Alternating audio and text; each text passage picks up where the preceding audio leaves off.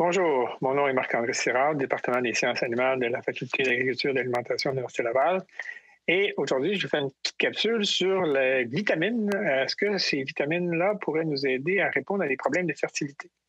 Alors, ce projet-là a été fait en collaboration avec Rachel Gervais au département et ce que je vais vous présenter comme résultat préliminaire, parce que le projet est loin d'être terminé, a été colligé par des gens au CRESAD et Martine Boulet, qui est étudiante à la maîtrise sur ce projet-là. Donc, c'est son travail qu'on va regarder. Alors, on sait que dans le contexte de fertilité, que les vaches en balance énergétique négative, donc en période postpartum, ont de la difficulté à concevoir. Et on a, dans le passé, on a essayé d'essayer de comprendre pourquoi le verre ne fonctionnait pas bien quand la vache avait faim. Essentiellement, c'est ça. On s'est aperçu que le verre semblait sensible à deux vitamines, la vitamine A et la vitamine D, parce que c'est des vitamines qui représentent d'une part le foin frais, puis d'autre part le soleil ou le printemps.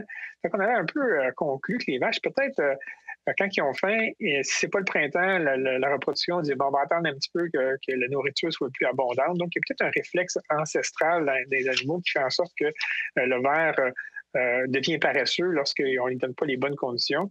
D'où l'idée de construire un projet où on irait supplémenter les animaux en dose supraphysiologique, donc un petit peu plus qu'ils ont besoin, comme pour mimer l'effet du printemps aux jours 50 et aux jours 70.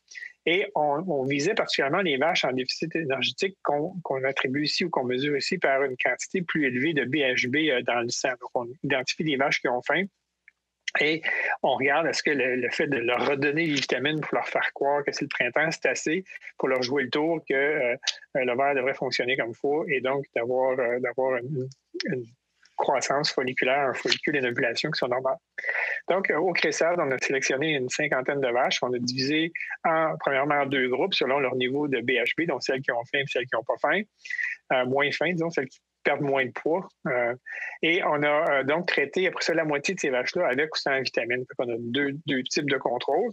Et on a aspiré les follicules dominants de ces animaux-là après avoir essayé de les synchroniser pour être capable de comparer est-ce que le ver, est-ce que le follicule dominant est sensible aux vitamines, est-ce que ça corrige un peu ce qu'on avait observé précédemment, comme quoi que le ver ne fonctionne pas bien quand on a un déficit énergétique négatif. Résultat, c'est très préliminaire.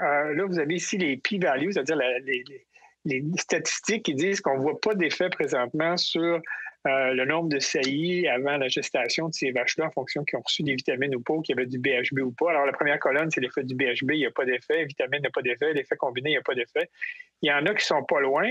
Alors, on n'a pas fini de colliger toutes les données parce que le projet est en cours, mais présentement, on n'a pas de démonstration avec un petit nombre de vaches qu'il y a un effet extraordinaire. Par contre, on attend de voir l'effet, je dirais, de l'analyse des gènes de ces animaux-là pour être capable de voir s'il y a une tendance. On est capable d'imaginer qu'on va pouvoir peut-être traiter des vaches de façon spécifique en fonction de leur déficit métabolique. Et si la vitamine va les aider, va effectivement jouer un petit peu le tour à l'ovaire en disant, ben là, on vous donne l'énergie comme si c'était un peu le printemps et ça va aider votre système reproducteur, donc particulièrement le follicule dominant, à fonctionner comme il faut et à faire un ovule de qualité qui va donner une génisse de qualité.